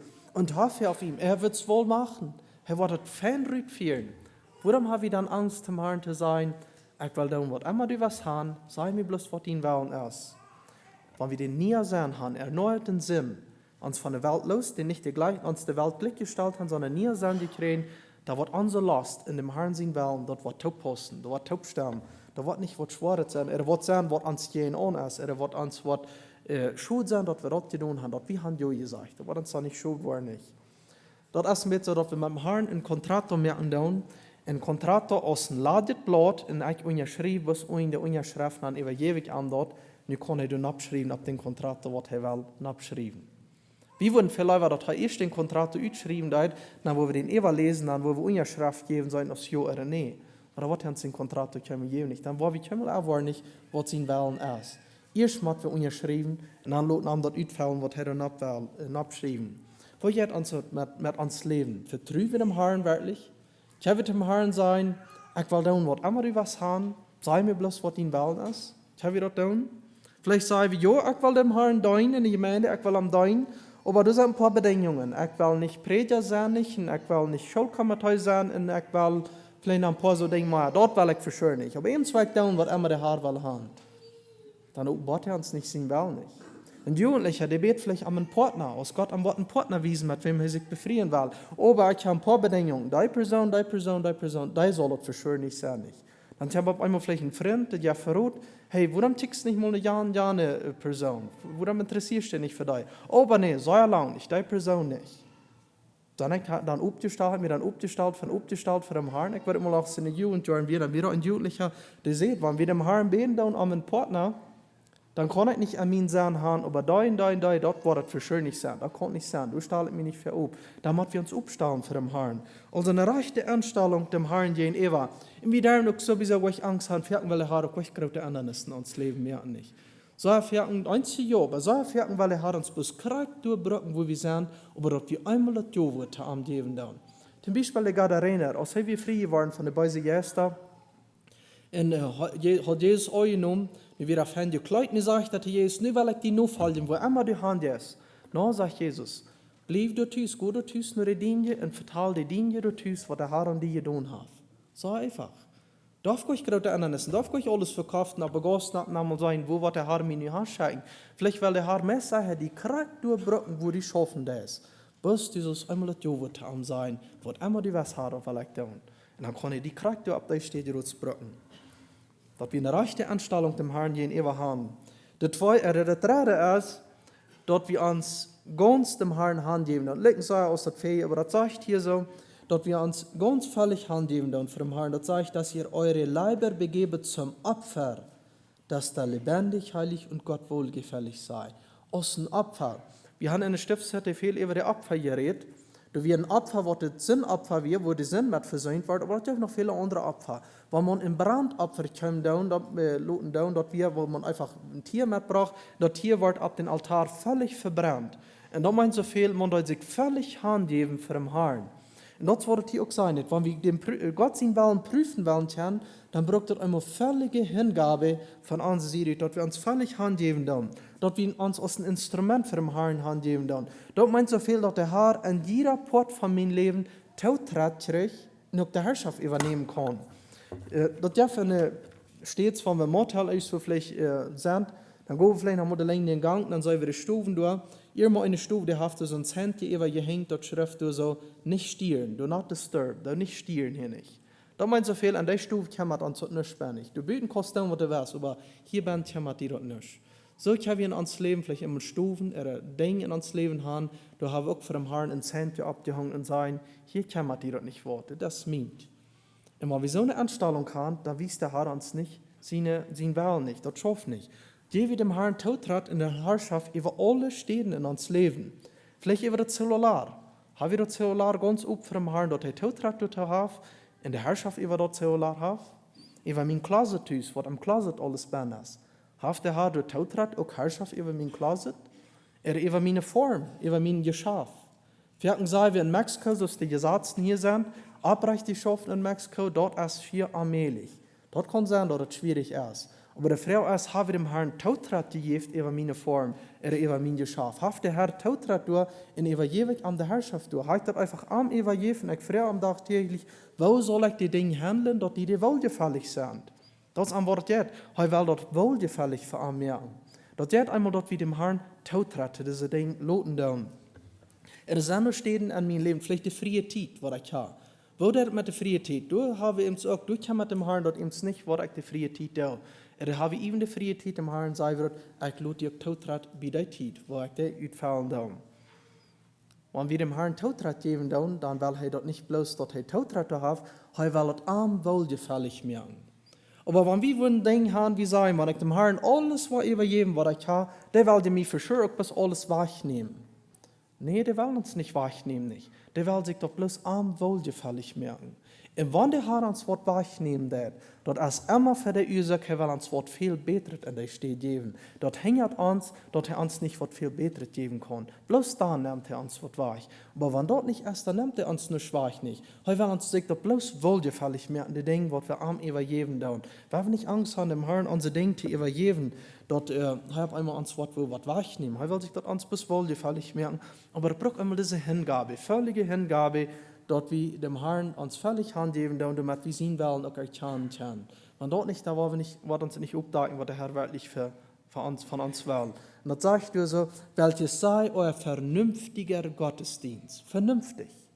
Dort wird vernünftig hier, das bedeutet auch dasselbe aus logisch. Was ein logischer Gottesdienst ist. Da meint so viel, der Herr hat sich doch aus Sehen Gottes, aus König aller Könige, hat der Herr sich völlig für uns geopfert. Da wird die ganz vernünftig und logisch von uns sein, wenn wir dort nie auch verandeuten. Das ist, was das sein will. Das soll ein vernünftiger Gottesdienst sein. Das ist logisch, dass wir das dann nie auch tun. Dort ich nicht mal ein Wort, sondern ich bin ein bisschen verwaltet über dort, was der Herr mir anvertraut hat. Wenn wir sagen, dann ich nicht mal, ich soll alles verkaufen, was ich habe, dann meint nicht einfach bloß, nein, nu sind einfach los davon. Das meint so viel, ich übergebe dem Herrn dort, als wenn ich dort nicht habe, nu sind ich aus dem Verwalter durch für den Herrn, diese Dinge zu verwalten, was er mir anvertraut hat. Das ist eine völlige Hingabe für den Herrn. Das vierte ist, dort wir dort tun, was wir all weiten zu tun. Wenn ich dem Herrn sehen will noch wieder erkennen, warum tue ich dann nicht dort, was ich all nicht weiß, was dem Herrn sehen will für mich ist. Das hier so sagt, dort so, wenn wir das lesen dann in Vers 2, wenn wir wollen dem Herrn sehen wollen prüfen, das zeigt nach euch, was das ist. Aber was soll wir das erste tun? Und stellet euch nicht dieser Welt gleich. Sag ihn mal von der Welt ist mal los. Da wir überhaupt dort den ersten Schritt, was ich all nicht weiß, was der Herr für mein Leben hat, weil ich nicht reut sein, den ersten Schritt zu tun, wo wird der Herr mir den zweiten Schritt wiesen? Sowieso leben wir auch im Glauben, nicht im Schauen. Ich will wandeln im Glauben und nicht im Schauen. Da meint so viel, wie kann ich Gott sehen wollen für die nächsten 24 Jahre, das vielleicht nicht sein, nicht. Aber wenn ich all den ersten Schritt hier weiten da, den Schritt soll ich dann auch nehmen. Im Glauben zu leben meint, ich kann euch dort eng sein, krieg, wo das alle ausdrehen wird, aber was ich für von der weiß, dort weiß ich nicht, was der Herr von mir will. Das sage ich auch in Psalm 119 von Gott sein Wort, sagt, dein Wort ist meines Fußes Leuchte und ein Licht auf meinem Weg. Da meint so viel, wenn uns mal feststellen, in Minenarbeiter. Minenarbeiter haben seine Metz ab, die haben gewöhnlich gefährden in Licht zu boven, und dort Licht, dort Tag vielleicht so 25 Schauser vorab. Und das Arbeiter, das in der Minenbahn, und er will sein aus der Minenroute kommen, und er weiß, hier ist der Tunnel, wo er will rauskommen, und wenn er den Tunnel, das eng von dem Tunnel nach gleich sein kommt mit dem Licht, meint das so viel, ne, wat er den ersten Schritt nicht nehmen, ne, wat er kümmel uit de Minen rüt, kommen nicht. No, er nimmt mit dit wat er hat, nimmt er den ersten Schritt im Tunnel nehmen, aber am Vertrauen, da wat je dort erst, wo nach rüt kommt. Aber er nimmt einmal den Schritt, den ersten Schritt, wat er weiß. Und so ist es in uns Leben auch. Wenn wir Gott sehen wollen erkennen, haben wir den ersten Schritt, was wir nicht wissen, was der Herr will von mir, haben wir den all genommen? Dann werden wir vertrauen, was den zweiten Schritt dann noch wiesen. Weil wir mit den Priester, was sollen, das Volk Israel, was soll in Kanaan kommen, der Jordan ist der verehrt, wo der Deichte kommen. Aber was hat der Herr klar gesagt? Der Bundeslade verab, der Priester sollen im Boden entstehen. Und sie nehmen den ersten Schritt, und der Herr wird es ewig, weiß, wo es wieder gehen soll. Mit Petrus, als er im Gefängnis will kommen, der Engel kommt ja am sein, haben die Geschichte, die kommt am sein, trägt die an, schau, Panik, wachsen, und dann sagt er, stopp und fall mir nur.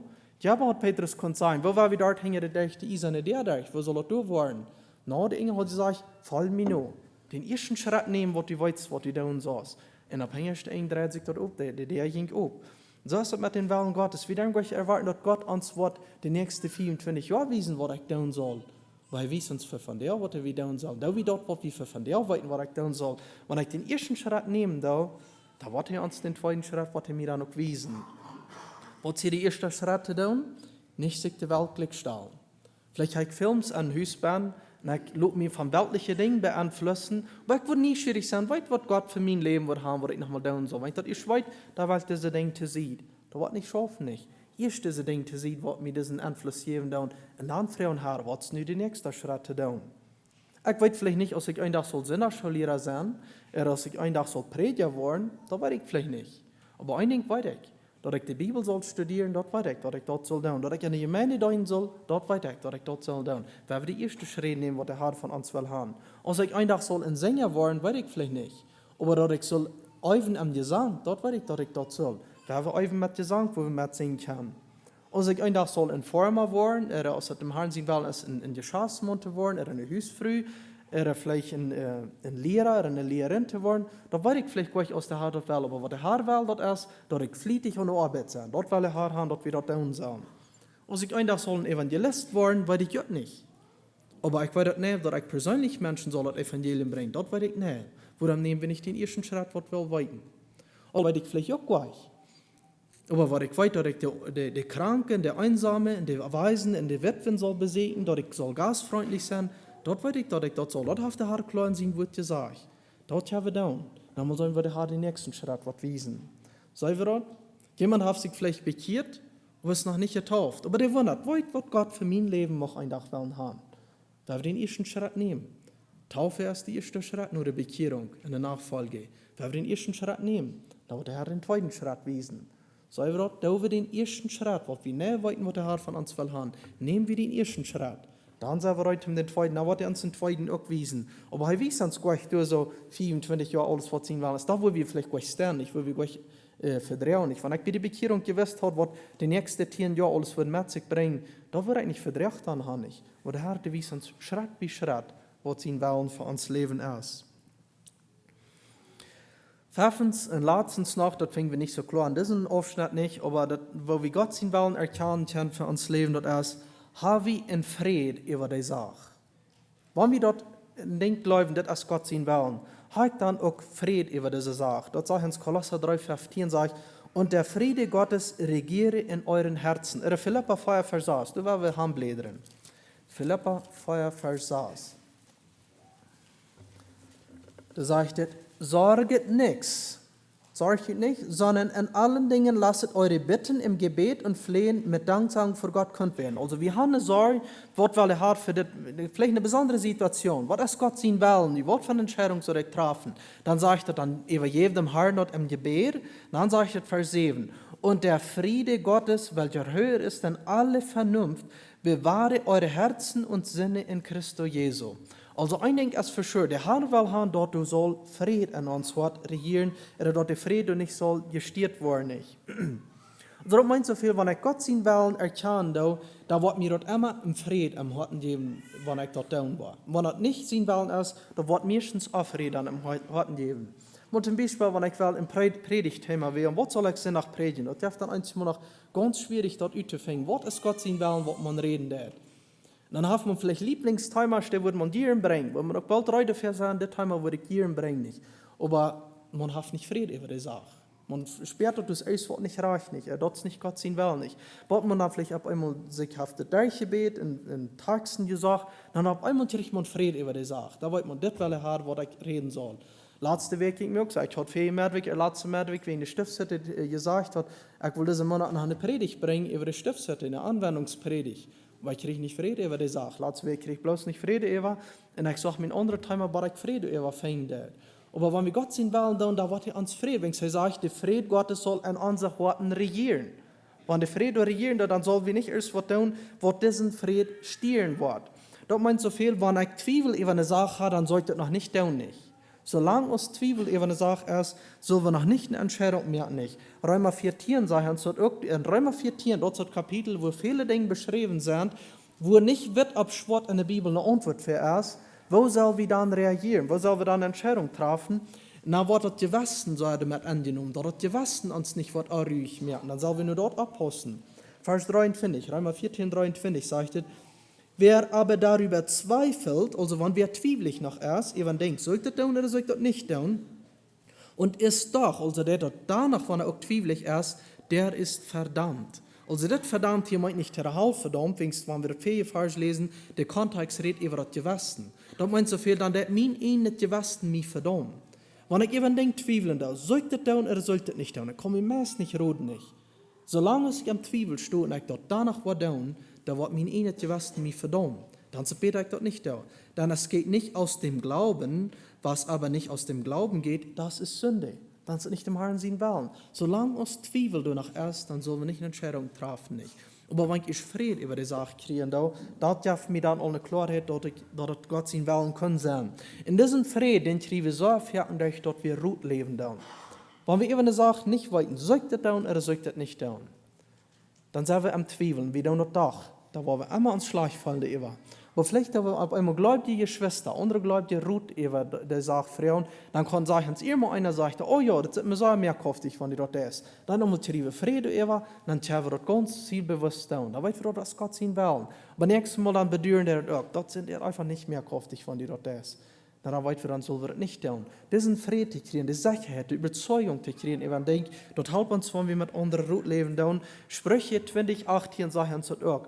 Anschläge bestehen, also Pläne, ihre Vernehmens, die bestehen dann, wenn man sie mit Rat führt. Also Rat leben, eben eine Sache. Das hilft uns, dass wir können Klare kommen, dass wir eine Überzeugung kriegen, in nicht zwiebeligen Entscheidungen mehr. Wenn wir zwiebelig eine Entscheidung treffen, dann ist das freilich.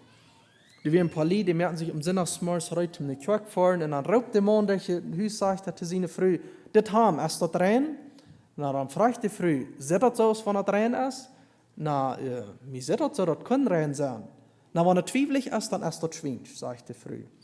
Wie Männer sind ja so, wenn es nicht eine große Plage und sich hat, dann ist sie dort rein. Aber wie früher ist es so, wenn es nicht neu ist, dort rein ist, dann ist das schwingt. Also, wenn es zwiebelig ist, dann ist das schwingt. Und so ist es mit dem Willen Gottes auch. Solange es so zwiebelig ist, dann ist noch nicht eine tiefe Entscheidung zu treffen. Dann haben wir Gott seinen Willen noch nicht erkannt. Dort muss zum Frieden kommen. Wie der Friede Gottes, der soll immer unsere Worten regieren. Und wenn der Frieden muss gestiert worden durch eine Entscheidung, die ich traf, dann muss wir still und dann haben wir noch nicht dort. Aber wenn wir einig näher wollten, was der Herr ansehen wird sein, dann darf wir nicht zweifeln. Den Schritt können wir nehmen. Aber wo Zweifels noch sind, sollen wir nicht fertig kommen. Vielleicht im Hausbüren. Wenn wir ein Haus bauen wollen, haben wir noch Zweifel, soll wir das tun oder nicht? Dann werden wir wachen. In Land kaufen, haben wir eine Überzeugung, dass das Land, das ich mir kaufen will, das ist dem Herrn sehen wollen. Ist eigentlich noch zweifelig darüber. Weil wir gut leben über so eine Dinge, weil ich eine Klarheit, eine Überzeugung haben. Das kann auch ein kleine Ding sein, zum Beispiel vielleicht ein CD kaufen. Mir hat noch mal gesagt, wenn wir dann ein feiner CD kaufen, dann besitzt man sich das Darksel Euro, das kann ein feiner CD sein. Haben man sich das gekauft, horchen wir dort, man, das ist freilich, nicht? Bleibt zweifelig. Und jedes Mal, wenn ich den CD frisch stoppen, horch den, immer habe ich so ein Arru an mir. Das ist nicht ganz durch, das soll sein. Ich kriege nicht, Friede über die Sache, weil ich den CD bis morgen nehme, schmied im Weg. Dann habe ich Friede über die Sache. So wir dort an so eine Kleinigkeiten Friede über die Sache haben, dann weiß was so Gottes Willen ist. Eins muss sogar mit Kleider kaufen. Kaufen man sich Kleider, haben man sich die Eue tragen, Aber man, ich fall mir unheimlich und anruhig, mit dit Menschen zu kommen. Ich weiß Menschen drauf, wo ich mein Leibste verstehe, mit den Kleidern, die ich anhabe. Dann beter der bis utreiten, dann sich Kleider kaufen, dann antreiben, wo man Fried über hat, wo man sich friedlich überfallen hat. So will wer da zweifelt, und der das doch, der ist verdammt, dann der das die Westen einem verdammt. Und die haben das nicht im Glauben, dann sagt das an zu Sünde, dann sind nicht Gott sein Willen. Aber hat Fried über die Sache, ich bin überzeugt davon, dann ist das Gott sein Willen, so kann Gott sein Willen erkennen. Die Dinge, die Entscheidungen, die wir treffen, da wird es so, dass der Fried Gottes immer in uns Vater regieren kann, dass der Fried nicht gestiert wird. So das ist ein Weg, Gott sein Willen zu erkennen. Wir müssen das alle Tod nehmen, was wir haben. Sehr wie begeistert, um Gott sein Willen zu erkennen für uns Leben. Haben wir ein Verlangen genommen. Wenn wir auf irgend von uns Leben wollen kommen, sehr wie zufrieden mit, was wir gelebt haben. Haben wir Gott sein Willen erkannt, oder wurde das auf einmal bloß ein zielloses Rammschwarm gewesen in uns Leben? Mir hat noch einmal die wiederholen, die 5 Dinge, was ich habe gesagt, wo kann ich Gott sein Willen erkennen für mein Leben? Besonders auch für so eine Dinge, die nicht ganz gezielt in der Bibel geschrieben vielleicht nicht sind. Nummer 1, muss ich im Bewusstsein haben, ganz nah weiten, dass Gott einen ganz gezielten Plan für mein Leben. Gott hat einen ganz gezielten Willen für mein Leben. Das ist das Erste. Zweite ist, dass ich eine rechte Einstellung Gott gegenüber habe. Nicht, dass ich Gott sage, ich will mir nicht schwierig sein, was dein Willen ist für mein Leben. Aber so ist das tun will oder nicht. Nur ich sage erst ja, dann sage ich dem Herrn, so, nu kannst du mir wissen, was du willst für mein Leben haben. Dritte ist, dass wir völlig in uns Hand geben für den Herrn. Das meint so viel, wir haben jeder Stier in uns Leben. Du lässt wir dem Herrn nennen kommen. Dass wir dem Herrn lassen, du nennen checken, du Tod geben und auch Herrschaft übergeben. Viertens ist, da wir all dort, was wir nicht weiten, was Gott sein Willen ist. Was all ganz konkret in der Bibel geschrieben ist, nehmen wir den ersten Schritt an, dass wir dort tun, was wir all nicht weiten. Und fünftens, haben wir Frieden über die Sache. Da wir so eine Entscheidung treffen, dass ich Luther friedlich darüber sein kann. Dort mein Frieden nicht gestiert wird durch die Sache. Wenn ich mal zwiebelig eine Entscheidung treffen, dann ist es noch nicht im Herrn sein Willen, dass wir die Entscheidung treffen dürfen. Also ich wünsche dir von Smoot, dass wir Gott sein Willen erkennen würden, dass wir in Gott sein Willen leben würden. Und sowieso, was ist ein Ziel als Kinder Gottes in dieser Welt? Was wollen wir in dieser Welt, wenn wir nicht Gott sein Willen ausleben? Gott hat den besten Plan sowieso. Man immer klar haben, wenn wir unsere Freiheit um Herrn wollen haben, da wird es immer durch das Schönste gehen, wo wir in Gott sein Willen wollen sein. Immer. Und wie, wenn es vielleicht eine schwere Sache ist, was wir tun sollen, aber das wird immer durch das Schönste gehen. Das sage ich, habe deine Lust am Herrn, da wird dir dort geben, wo dein Hort wünschen wird. Dann kannst du dort sogar tun, was dein ihnen Hort wünschen wird, wenn wir unsere Freiheit am Herrn haben. Ich kriege noch eine Durchstein zum Beten, wo es passend ist.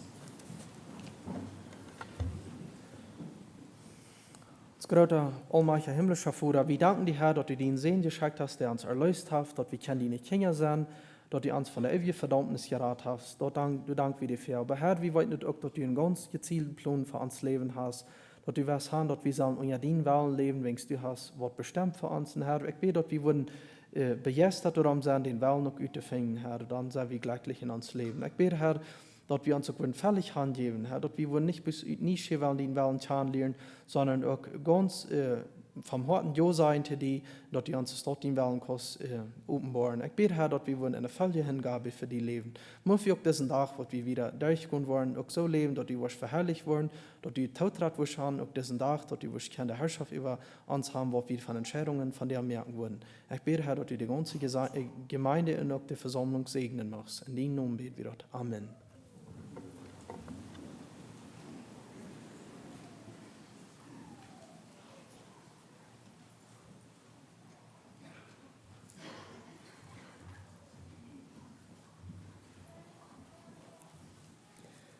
Uit den Glaubenslieder Nummer 149.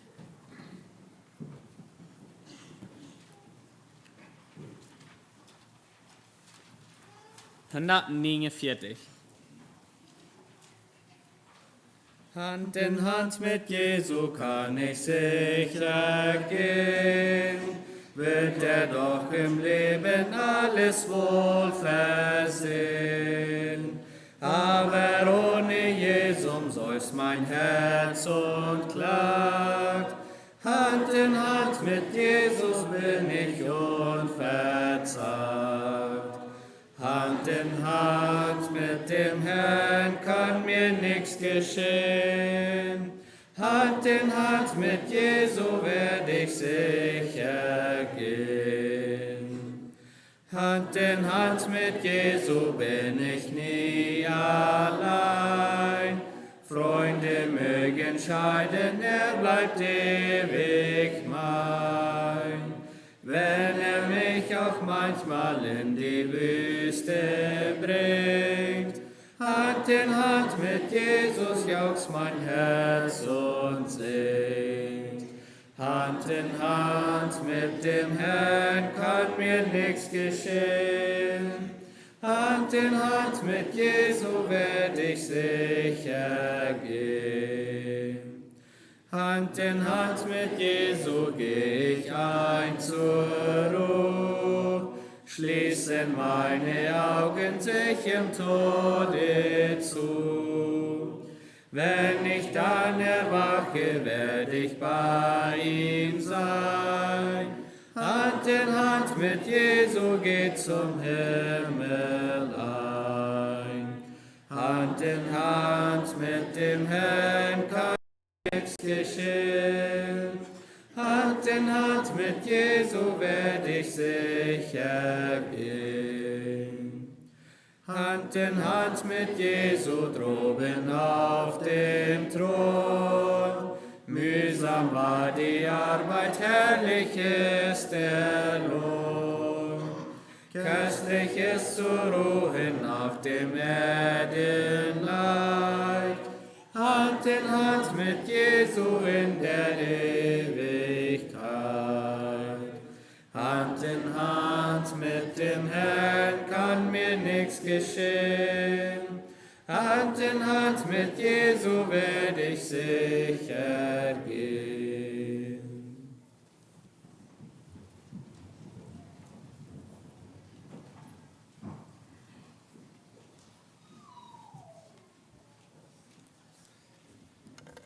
Wenn wir uns neigen zu den Segen.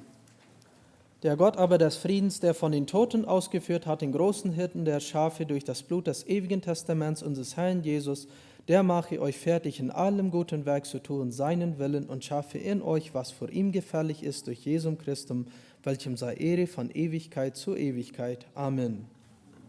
Scheinen Frieden des Herrn wahrer sein.